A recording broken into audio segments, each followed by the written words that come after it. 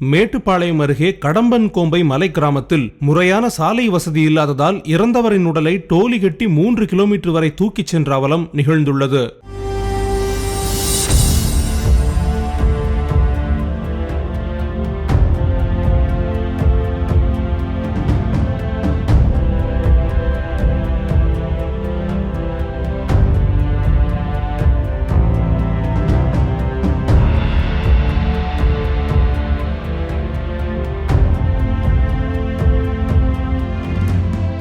கோவை மாவட்டம் மேட்டுப்பாளையம் அடுத்துள்ள நெல்லித்துறை ஊராட்சியில் கடமான்கோம்பை, நீராடி, பரளிக்காடு, கீழ்பில்லூர், மேல்பில்லூர், செங்கலூர், சேத்துமடை, தோண்டை, பூச்சமரத்தூர், சிறுகிணறு, வீரக்கல், கோரப்பதி உள்ளிட்ட 10க்கும் மேற்பட்ட பழங்குடியின கிராமங்கள் உள்ளன.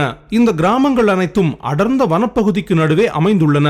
இங்கு ஆயிரக்கணக்கான பழங்குடியின மக்கள் வசித்து வருகின்றனர். இந்நிலையில் கடமான்கோம்பை பகுதியைச் சேர்ந்த துரை என்பவரது மகன் மணி என்பவர் கூலி வேலை செய்து வந்துள்ளார். இவர் பில்லூர் அணை பகுதியில் உள்ள ரேஷன் கடைக்கு கடந்த சில நாட்களுக்கு முன்னர் ரேஷன் பொருட்கள் வாங்குவதற்காக சென்றபோது திடீரென மாரடைப்பு ஏற்பட்டுள்ளது. இதனையடுத்து அக்கம்பக்கத்தினர் அவரை மீட்டு மேட்டுப்பாளையம் அரசு மருத்துவமனைக்கு அனுப்பி வைத்துள்ளனர். அங்கு அவரை பரிசோதித்த மருத்துவர்கள் அவர் ஏற்கனவே இறந்து விட்டதாக தெரிவித்துள்ளனர். இதனையடுத்து அவரது உடல் பிரேத பரிசோதனைக்கு பின்னர் அவரது சொந்த ஊரான கடமான்கோம்பைக்கு ஆம்புலன்ஸ் மூலமாக எடுத்துச் செல்லப்பட்டுள்ளது. செல்லும் வழியில் நீராடியிலிருந்து கடமான்கோம்பை பகுதிக்கு செல்ல முறையான சாலை வசதி இல்லாத காரணத்தால் ஆம்புலன்ஸ் ஊழியர்கள் சடலத்தை அவரது உறவினர்களிடம் ஒப்படைத்து சென்றுள்ளனர்.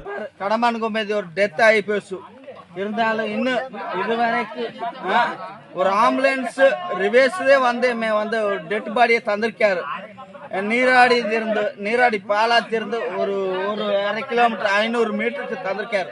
இது இருந்து 5 கிலோமீட்டர் வரைக்கும் கடமான்கோம்பை மக்கள் தோல்தே சுமந்து நடக்காரு.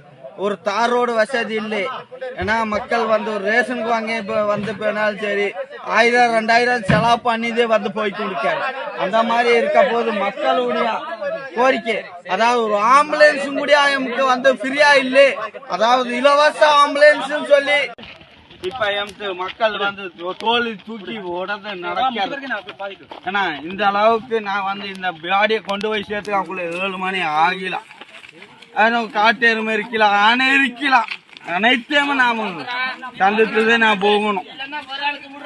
இதனைத் தொடர்ந்து அவரது உறவினர்கள் அடர்ந்த வனப்பகுதிக்கு நடுவே சுமார் 3 கிலோமீட்டர் தொலைவிற்கு டோலி கட்டி கால்நடையாகவே தூக்கிச் சென்று அவரது உடலை தகனம் செய்துள்ளனர். இச்சம்பவம் குறித்து அப்பகுதியைச் சேர்ந்த பழங்குடியின இளைஞர் ஒருவர் அவரது செல்போன் மூலம் சமூக வலைதளங்களில் பதிவிட்டுள்ளார். இந்த வீடியோ தற்போது வைரலாக பரவி வருகிறது.